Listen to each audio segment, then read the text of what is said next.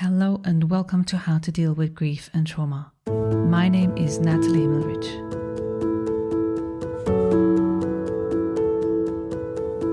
How to Deal with Grief and Trauma is completely self-funded, produced and edited by me, Natalie Himmelrich. Consider making a small donation to support the podcast. Go to bit.ly/support, capital G, capital T, and podcast. I repeat, bit.ly/supportgt podcast.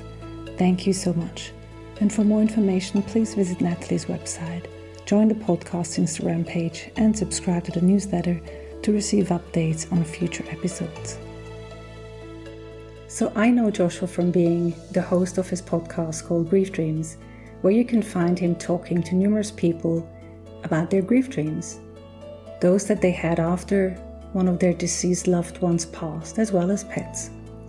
I found the topic of grief dreams really interesting, as I had my own series of grief dreams following the death of my mother. They came one after the other, not every night, but ever so often, and they were like different episodes in a series of Netflix, and they lasted for months. And maybe we're going to talk about this a little bit more, but I'm actually interested in what Joshua can tell me about his view and his research about it. So if you haven't heard of Joshua, don't worry, because in today's episode, I'm going to ask him all the questions that you might be interested as well.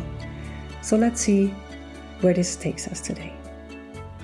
About this week's guest, Dr. Joshua Black holds an MA and a PhD in psychology. He's a grief researcher, speaker, consultant, and host of the Grief Dreams podcast. His work focuses on dreams and continuing bonds after loss, including prenatal and pet loss.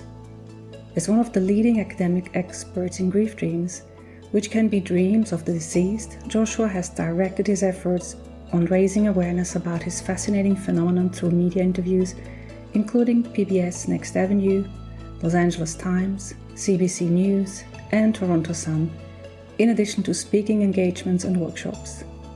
Dr. Black currently works as a bereavement initiative manager for the BC Centre of Palliative Care, where he's leading bereavement-related research. His long-term research goals are to continue to serve and raise awareness of those who are bereaved, who are not being provided the necessary grief support. Dr. Black lives in the unceded Stolo territory known to settlers as the Fraser Valley and Lower Fraser Canyon of British Columbia, Canada. So welcome, Joshua. Thank you so much for having me. I'm really looking forward to having this discussion with you and ask you all the questions that I've been wondering about you, because I don't know you yet. So why don't you tell us a little bit about how you became interested in grief and grief dreams, what your life has presented you with that you are where you are? Like also a podcast host like I am, donating or giving a lot of our times to this topic that is dear at our hearts. Yeah, it's so much time that we're both giving. Even just doing a podcast, the amount of effort that goes into it, people don't know. Absolutely. And so, looking back, it all started with the death of my father. So I was in my undergrad at that time, and I was just planning to be an elementary school teacher. That was my goal. That was my path. And then right before my last year of university, my dad died. And that was the first time I really got hit with grief from someone significant dying and trying to orchestrate and figure out what that actually was. And I had a hard time. I'm not going to lie. It was very difficult getting that news, and I just couldn't stop crying. And I remember being in such a position where the tears almost were like acid, because I haven't cried in such a long time, and being a good male in our society. So it was really painful to cry, and it was also just hard to be able to sit with those emotions. And then after the funeral happened, I then went, I had to go back to work and go back to school, and I was like, I want to just stop having the sadness. And what's interesting was that kind of pressure on myself to get back to everyday life. It worked in the sense of I stopped crying. I was able to go, still get good grades, still go back to work, and people thought I was fine. but inside I felt dead. It was almost like the color came out of the world and I was like walking this like gray and black kind of environment. And I just thought, oh, this is just how it's going to be from now on. I never thought I could change it. I never really thought I could talk about it with anyone. I was really just more like you could say lost. I'm just like living a life that was supposed to sort of to continue to move forward for other people to maybe see that I'm okay. But I definitely wasn't. And then out of like nowhere, 3 months later, after my dad dies, I get this dream where I'm I see my father in my room and he's looking healthy and happy and very light. And I want to comment on the lightness because he always had this heaviness and weight to him. He had a lot of trauma in his life. He drank as a way of coping. And so he just had this heaviness to him just throughout my knowing him in waking life. But he felt light and there was this like love in the air. And I went up to him. I said, "I'm going to miss you," acknowledging the loss. And then I told him I'm going to miss him. And we hugged.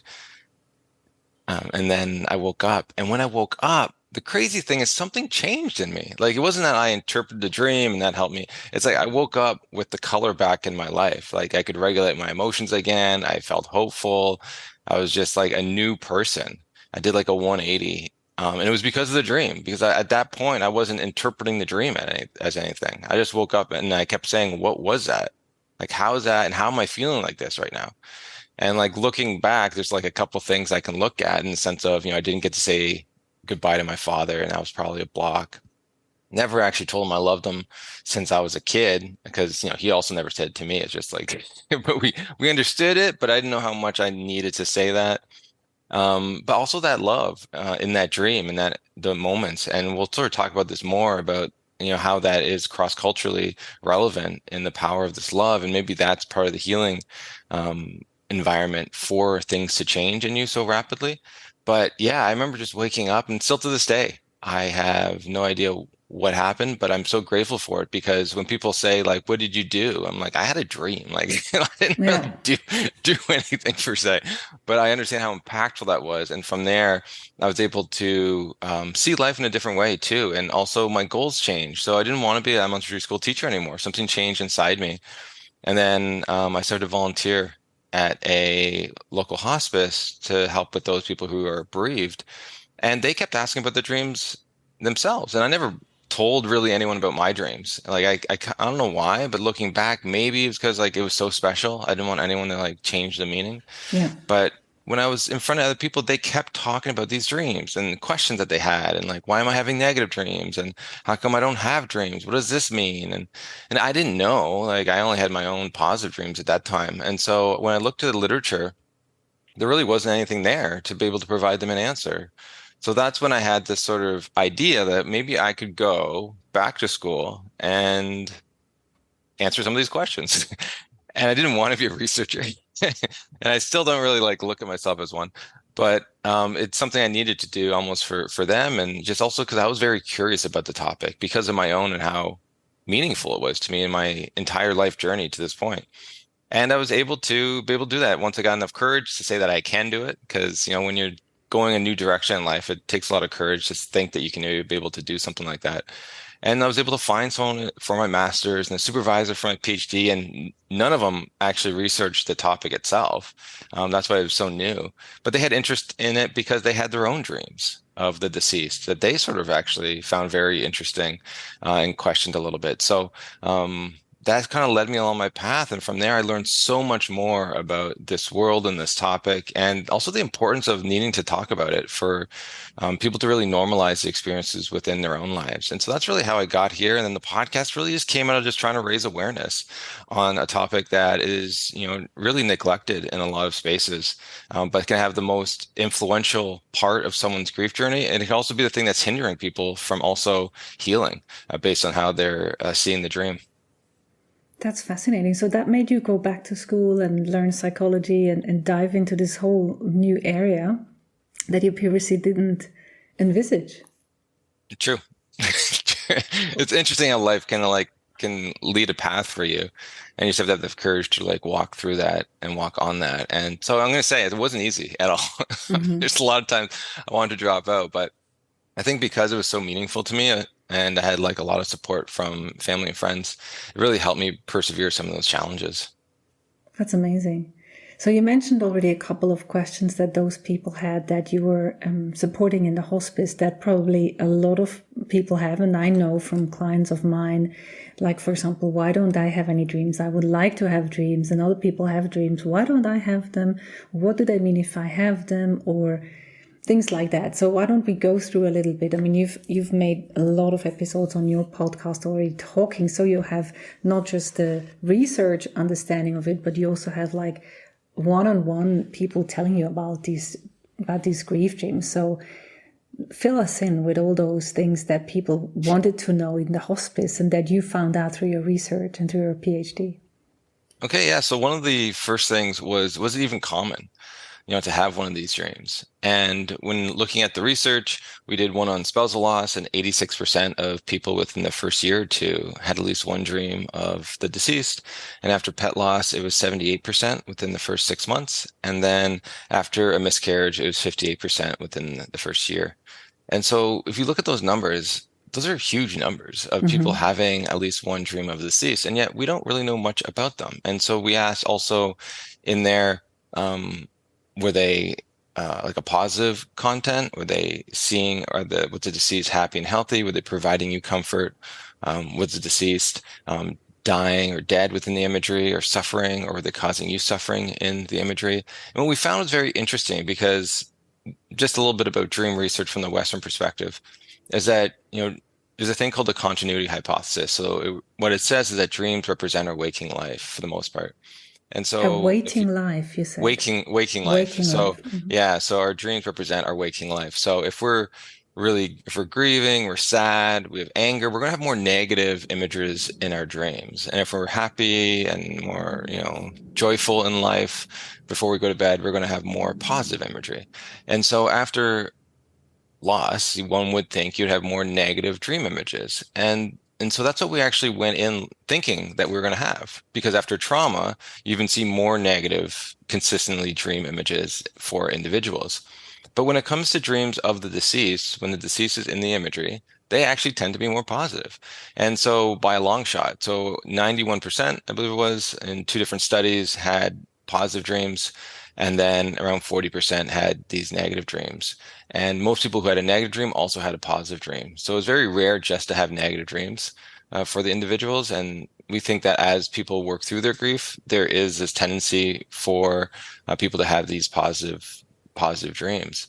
And so for us, that was really interesting, because it's going against typical dream research. So there's something special and unique going on with these types of dreams when the deceased is a part of the imagery. And then we asked, so why are some people having some dreams and other people aren't having these dreams? So we looked at so many different like personality factors, looked at grief intensity, we looked at spirituality, like a lot of different variables. And in multiple studies, the most significant predictor of these was dream recall in general. So people who remember more of their dreams in general tend to remember more of the dreams of the deceased, which kind of makes sense.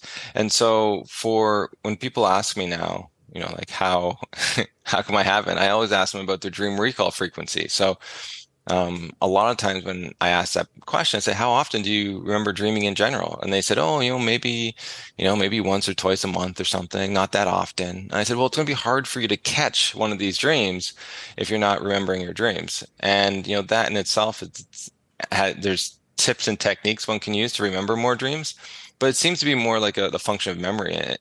So I don't think people are not having the dreams. They're just not remembering them as frequently as other people are.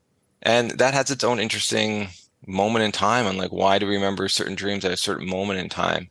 And, that's still an answer. It's something we need to sort of look into. But I know by looking at some of them, some of the very negative dreams can really tell a story of where we are in our grief and what we're processing, but also the very, beautiful and comforting dreams that people can have can also tell a story about where we are and what we're needing. And hopefully it can be very healing for people as they sort of try to process their grief. And so for that, it actually allows people just that answer. It allows for people to sort of realize it's not on them. So a lot of times people will one of the issues was a lot of times people will say, "Oh, I'm not dreaming because," and they'll put up a reason. Usually, it's a negative reason on why they haven't had a dream. So maybe if they're spiritual, maybe that they didn't cross over, or maybe that they did and they did cross over to an afterlife, and that they just don't love them anymore, or that they're busy, or maybe that they're mad at them, so they're holding back their visit. And so these are the complications that people can put on themselves when they don't have an understanding of why something exists. And so this just allows people to settle in with it's not your fault. Like it's not the spirit's doing either. If you're spiritual, like there's something else going on. And it could be this. This is something that we can sort of look into. And then if it is the case, well, there are things that one can do to increase one's dream recall frequency. And that is just really valuing your dreams in general. So the more you value your dreams, research has shown, the more you're likely going to increase your dream recall, because our culture in general just doesn't value dreams. And so we've been taught and trained along the way that there's nothing to dreams. They're just little weird, crazy things and something to forget about. But it actually impacts your dream recall. I remember doing this myself. And so one of the things you can do is keep a dream diary and like start writing down your dreams as a way of telling yourself that this is important to me. And I remember doing that. I usually have about 2 or 3 dreams, remember 2 or 3 dreams a week. And then I started doing that. And I think it was about a month or two. And then I started having like 2 or 3 or remembering 2 or 3 dreams a day. And so then I had to like cut back because I was waking up, writing them down. So I was like so sleep deprived when I woke up. I'm like, I can't do this anymore.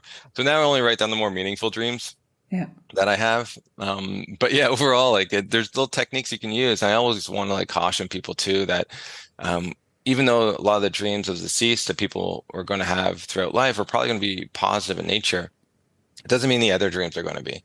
And so most likely the other dreams will be negative, and have like qualities of that because we're processing our grief still. And it's really hard to walk in this world in general. And that's why typically on average, most people have negative dreams just because like life is so stressful, even beyond, trying to deal with the death of someone you care about. So that's like another big one. And we looked at, okay, why are people having negative dreams? Also, and then so one of the predictors for that is unresolved feelings of guilt or blame. Post-traumatic symptoms are big ones. If a death was violent, they tend to have more negative dreams also.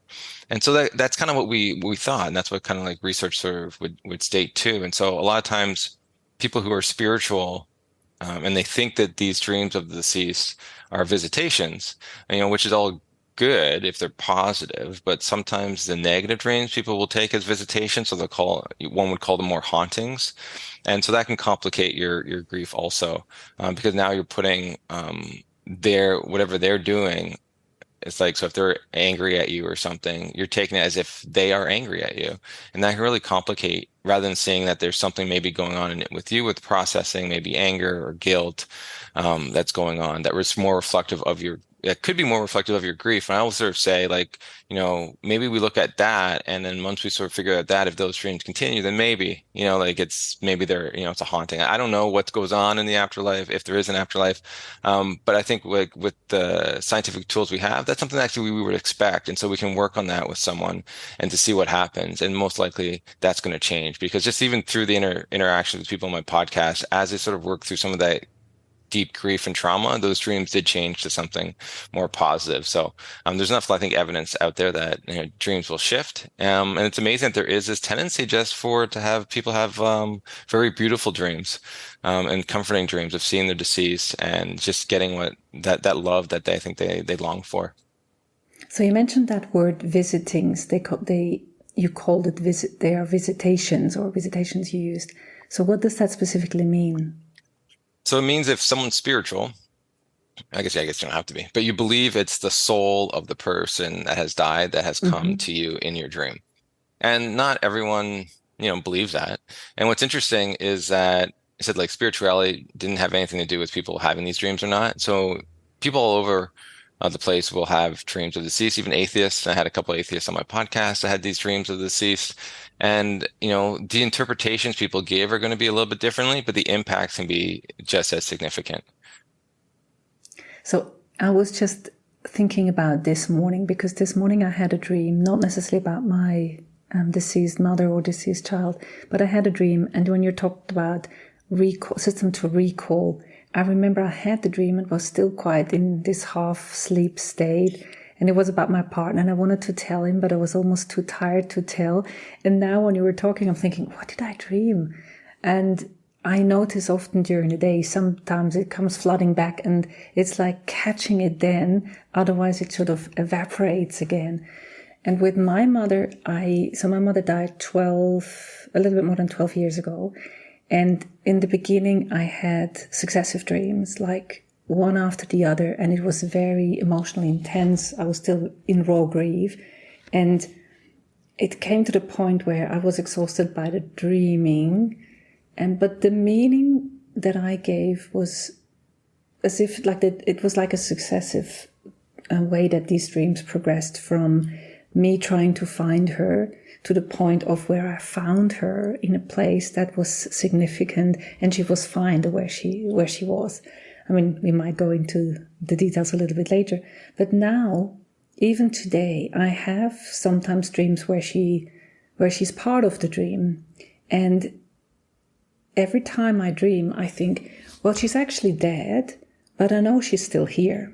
So it's like this simultaneous understanding of me, the dreamer, being dreaming, and this is a dream, but also I appreciate having these conversations that I have in the dream at the same time as knowing it's a dream. So that is a fascinating thing. And also she's still part of our family, even though my father has since remarried, and she's still there. And it's fascinating. The same as the house that I usually dream of is usually the house that I grew up as a child. It's the symbolism of the house.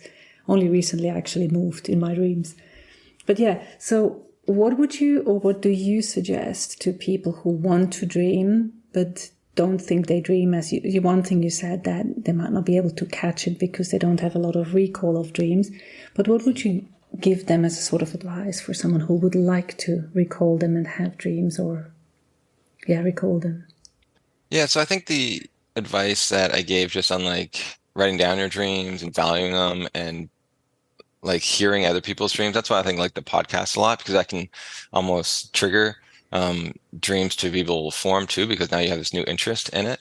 And the other thing too is you can think about a dream you'd want to have. I think that's very important also. Actually, on my website, you can sort of see griefdreams.ca. You can sort of see there's a Grief Dreams worksheet where you can there's 8 steps to really like figure out what kind of dream you'd want to have. And it's a very powerful tool for many people just to like sit down and like think about what it actually is that you'd want to have if it is a dream. Some people, when you actually ask them what dream you'd want to have, they say, actually, I don't want that. I'm not ready yet. I'm like, okay, well then that's where you are. And that's maybe a reason why you're not remembering these dreams, because it'd be too emotionally flooding for you and you don't feel comfortable. And that's its own little thing to talk about. But if you are open and willing, it's like, what kind of dream would you want to have? And it's just a nice little tool. And you can think about that dream before bed. And that's just a type of incubation technique to try to include that kind of scenario within your sleeping or your dreaming life. And then also, even if you don't get one, I think it's just important even to ask other people around you about their dreams, which most people have never been asked about their dreams. This is why it's such a unique topic, because you have these very profound dreams like what I had and even what you had on the journey with the dreams, and they haven't really shared it with anyone. And if it's about someone that you love, it's even more connecting to you, because there's a lot of wisdom in these dreams, and you can take that wisdom as if it was your own dream, right? Like this, like we're all humans trying to figure out this life, and those dreams can really help us as we move forward. And so by doing that and asking what dreams they'd want to have, you can start a different type of conversation. And once again, it's just valuing this topic in a new way. I think it just be helpful for anyone as they sort of process their grief. And what I also find too interesting is when you talk about dreams, you're actually processing your grief in a different way.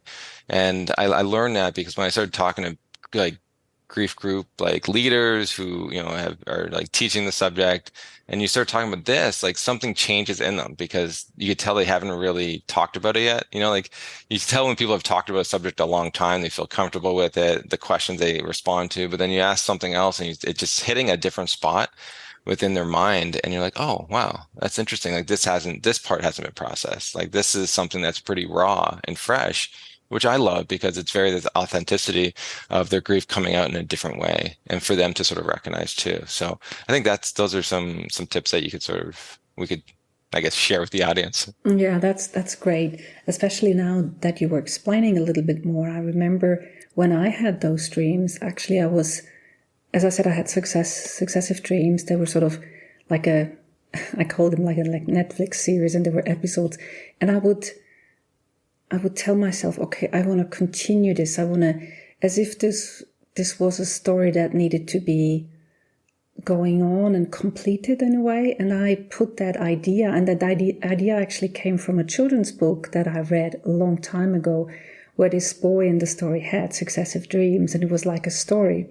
And so until that point, I never had that. But with my mother, it happened to be something that was like a continuation of things happening. Obviously not as neatly packaged like a series in Netflix, but similarly continuation to the point of where I found her, because I was actually, that's the clear message that I had. I was looking for her. I was thinking, where are you? Where are you? Where did you hide, or where did you go? Yeah. And in the end, I found her, and she said, I actually feel really comfortable where I am.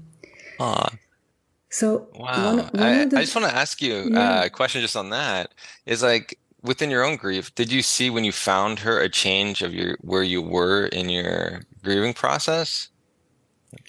I can't exactly recall when I became too exhausted by the dreams that I basically asked them to stop. I don't know if it must have been after, because I had this dream, Yeah. or whether this was a dream, part of the dream that came later. I'm not really sure. But it was like through the whole months where I had those dreams, I remember it being emotionally intensive to have those dreams. So I was processing something during the dream state, or that's what I think I was. And in my case, it was that my daughter died, and then 4.5 months later, my mother. So there was anyway sort of an overlaying of different grief journeys. And my mother died through suicide. My daughter was like 3 days old.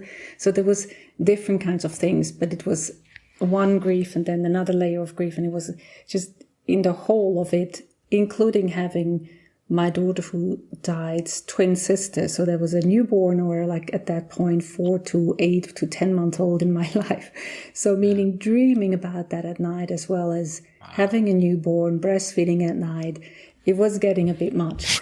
But in terms of processing through grief, I cannot really put together the effect that my dreams had in relation to my sort of my process through grief. I'll have to think about that. I'll process that a little bit. Yeah.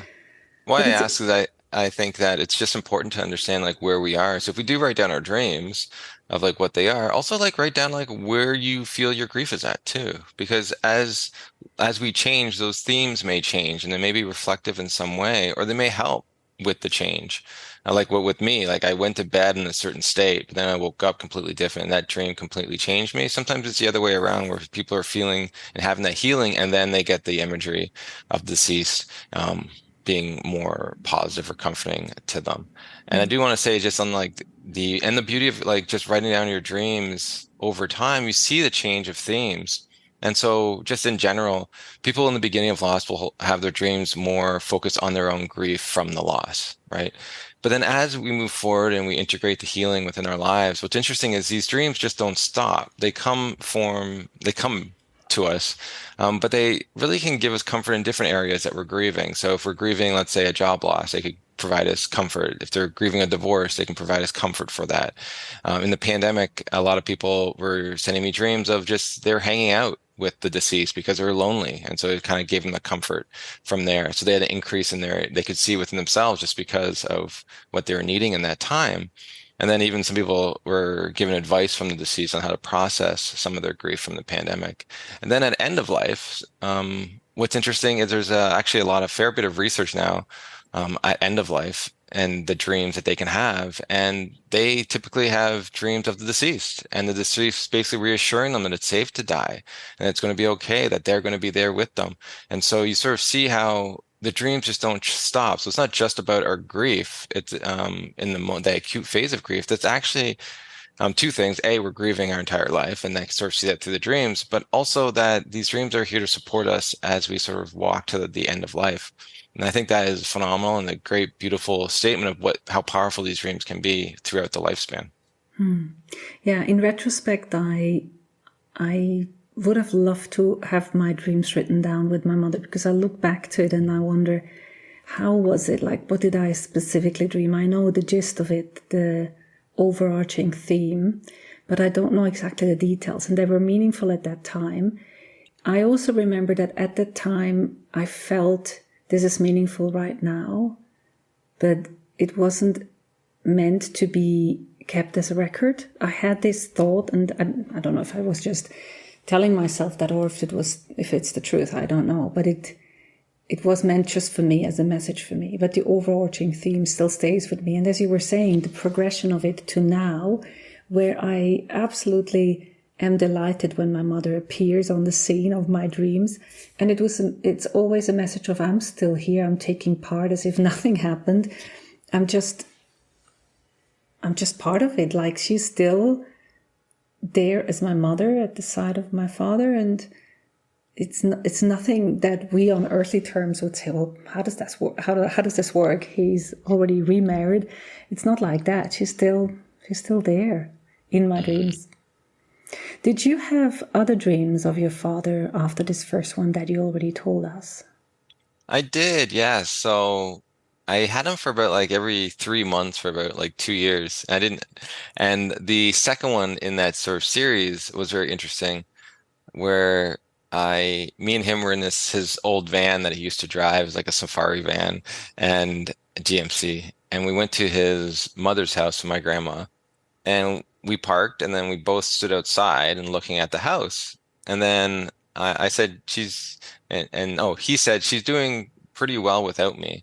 And I said, yeah, she is, Dad. And we just like sat there and watched the house, and then kind of woke up.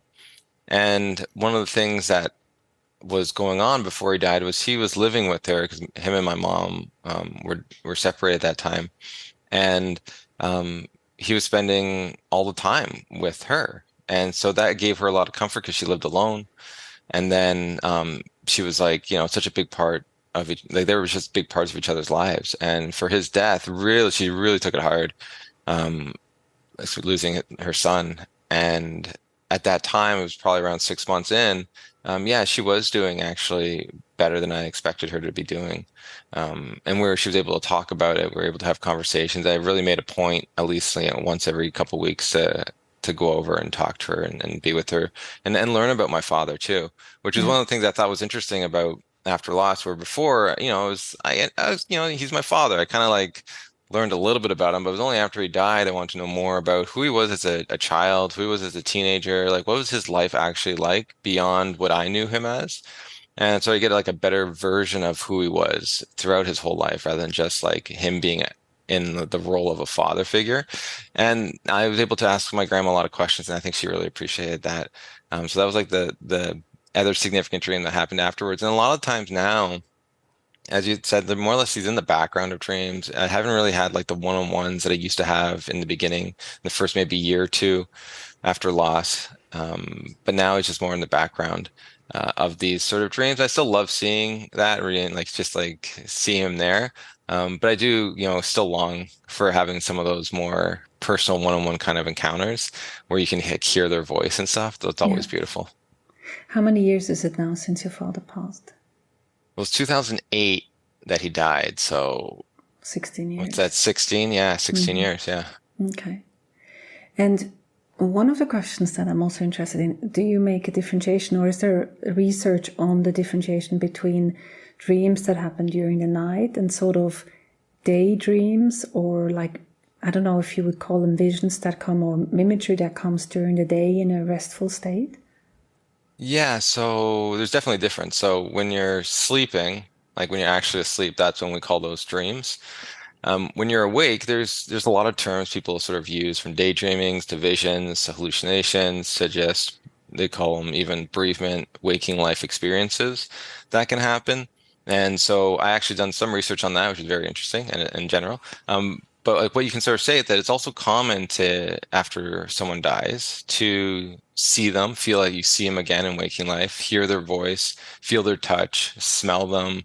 Um, hear them. And so, yeah, it's very interesting that that also is a part of the grieving process. And there's something is going on. Some people will take that as a sign that the individual is there, like present, like their soul. Other times they don't. They're just trying to figure out what was that. I remember I had a moment like that where someone came on my podcast and talked about, smelling the deceased. Like, because everyone has this distinct smell, and sometimes it's a cologne, other times it's just like, everything. And then I'm like, oh, I've never had that before. And it was about a few weeks later, I was in this open field and I smelt my father. And I can't even describe how the scent was, but it was like his musk, I guess that's what put it. I was like, wow. I was like, so that what it feels like. And it just catches you off guard. But it was real, and it was so long after his death too to sort of have that kind of experience. But it is common, I think. So just as we're like exploring dreams and trying to make that more common, these experiences are very common. But I think one of the differences within the two is that a lot of people who have these more waking life bereavement experiences tend to be distressed by those because they just really don't understand them. And that can be very scary for someone as they're trying to figure out what grief is and processing their grief. And so it's just really understanding that is common. And I know there's a book, I forget who it was by, but it's called The Grieving Brain. And the author sort of talks about how, oh, do you have it? Well, yeah, she's also been a guest on my podcast, and yeah, Oh, that's beautiful. Yeah. So yeah, that's the one. yeah, Yeah. Mary Frances And O'Connor. yes, that's right. And so she talks about those experiences within her book and how it could be the mind trying to just make sense and rewire some of the stuff within its own brain. So yeah, there's a lot of, said like we're learning a lot of new experiences of what it means to be grieving and being able to acknowledge and normalize some of these experiences that we haven't really done before. Yeah. So for those people interested, Mary Frances O'Connor is episode 69. I highly recommend.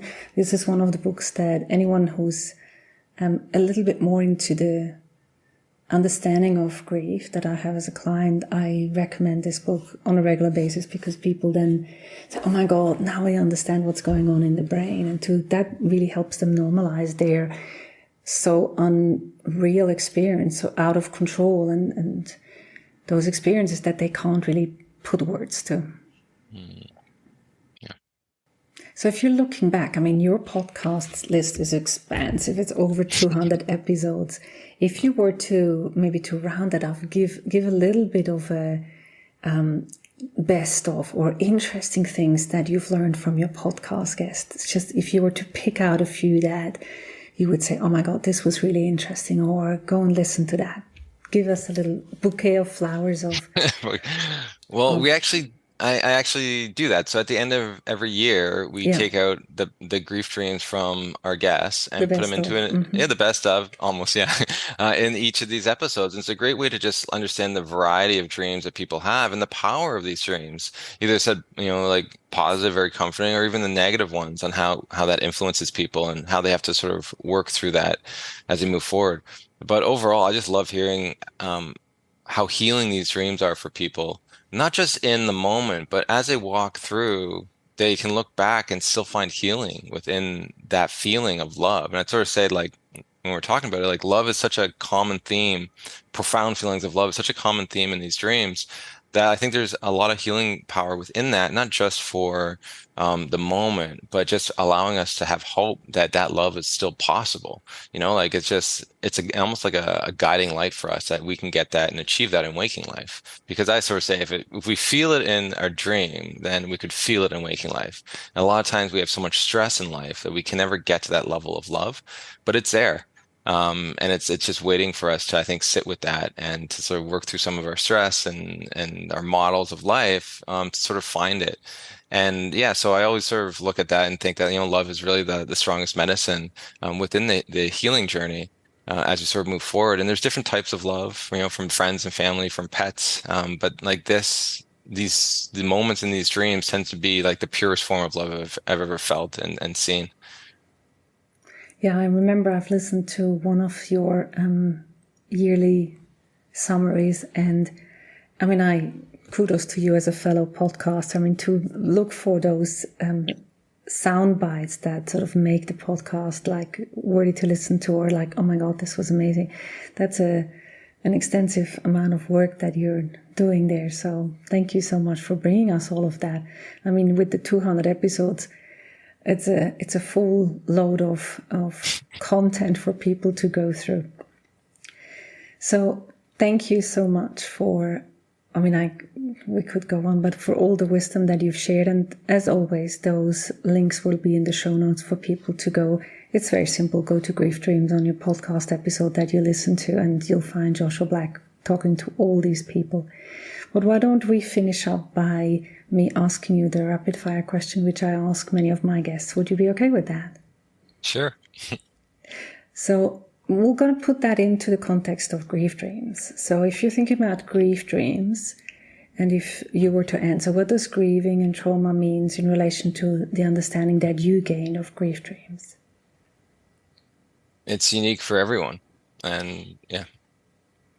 And what would be the impact of healing through grief dreams? What does that mean to you? Or the potential? It's feeling love again. And what have you learned about yourself in relation to your grief dreams in the light of loss and trauma? Yeah, I said love is the strongest medicine. And it's important to share it with others. And what would be one thing you wish people knew about grief dreams in relation to loss and trauma? That is normal. And you mentioned that already, but we're going to summarize it again. What would be one specific thing that has changed since your loss, the loss of your father, that you wouldn't want to miss? What would that be? Starting a podcast. Well, the amount of, people that I get to meet, like strangers, and they're willing to talk about such a rich and rich topic to themselves and their lives. And I feel appreciated to be a part of those moments and being let in. And for me, that human connection is the biggest thing that I've taken away from this. That's beautiful. Well, thank you so much, Joshua. It's been an honor to be speaking with you and to get the nuggets of wisdom of your research. And I really highly recommend for people to go and check them out. Well, thank you so much for having me. I'm always appreciative of other podcasters, raising awareness on grief and bereavement, but also just allowing sort of this topic to be shared within your platform. I'm always appreciative. So thank you so much. Thanks for listening to How to Deal with Grief and Trauma. If you'd like to be updated on future episodes, please subscribe to my newsletter on nataliehimmelrich.com. If you need grief support, please contact me for a 30 minutes free discovery session. How to Deal with Grief and Trauma is produced and edited by me, Natalie Himmelrich. To support this podcast, please rate, review, and subscribe to or follow the podcast on Apple, Spotify, or wherever you get your podcasts. Thank you. And remember to keep breathing. I promise it will get easier.